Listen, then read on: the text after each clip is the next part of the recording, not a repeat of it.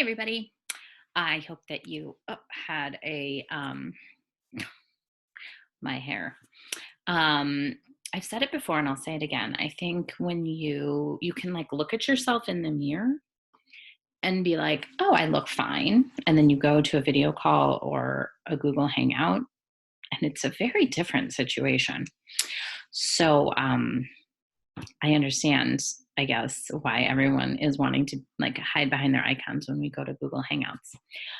Anyway, I hope you had a great weekend. I did as well. It was sunny today. I'm recording this on Sunday, which was really just totally lovely. So today, last week you got to kind of understand, hopefully, a little bit about slavery, what it was like for people, the enslaved people of this country.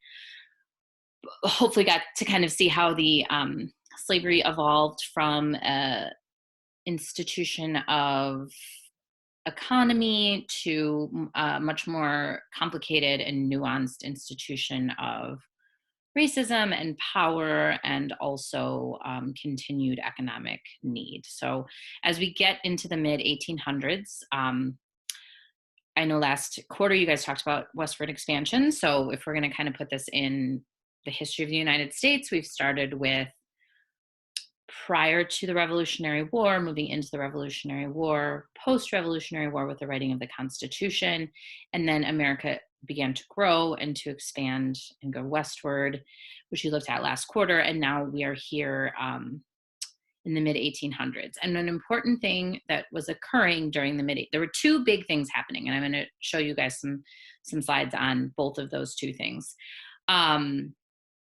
The first thing that was happening is that we were moving west, and as we were moving west, and I'm sorry if I keep looking over here, I have this textbook open with some reference points over on this side of my bedroom, which is my fancy recording studio.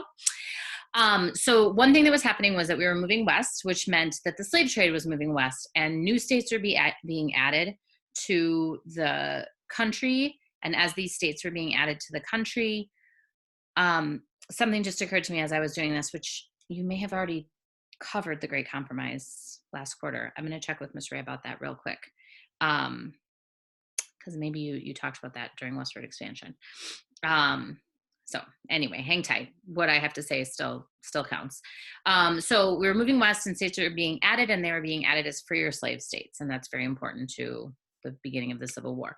This was also causing there to be slaves that were being traded. Slave populations were moving to the west. And I'm going to show you an image of that that I have pulled up.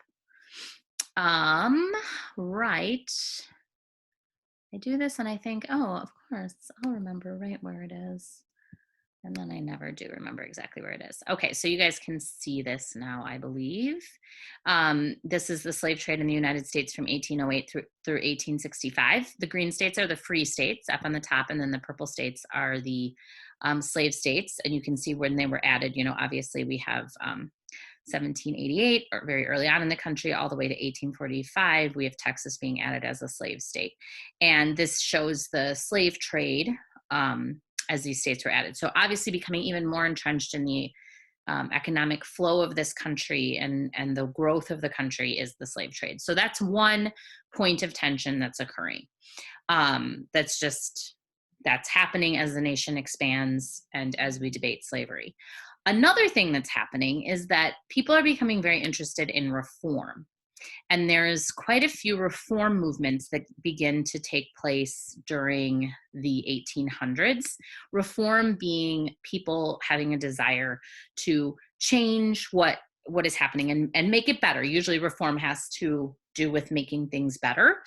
And there was a lot of things that were made better during the 1800s. I'm not going to go through every one of these slides.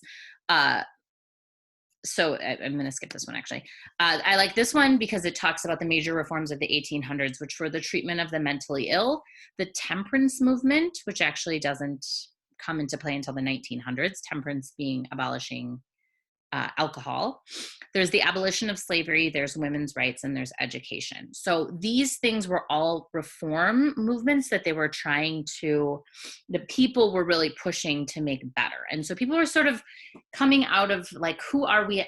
It's coming out of the formation of the country is getting bigger, and then kind of like, who are we as a country and what do we stand for and what are our values?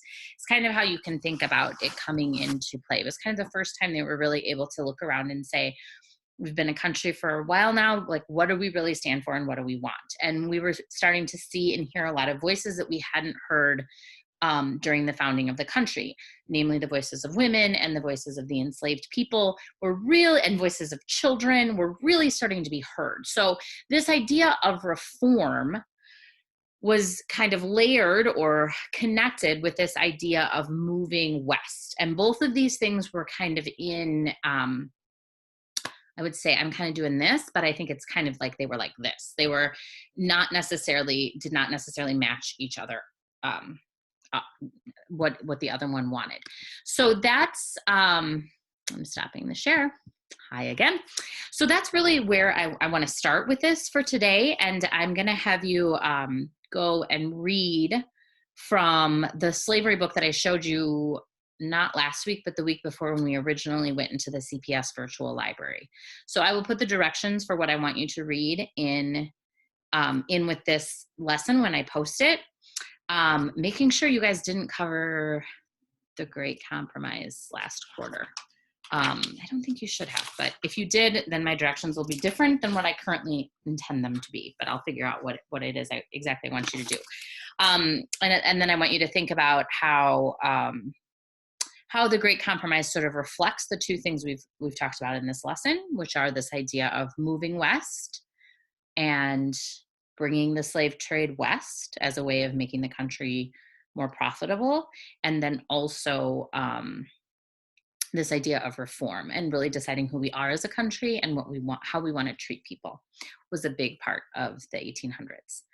So check out the directions. There'll be a reading assignment and there'll be some questions. And then tomorrow we'll discuss the Great Compromise in more details. Take care, guys.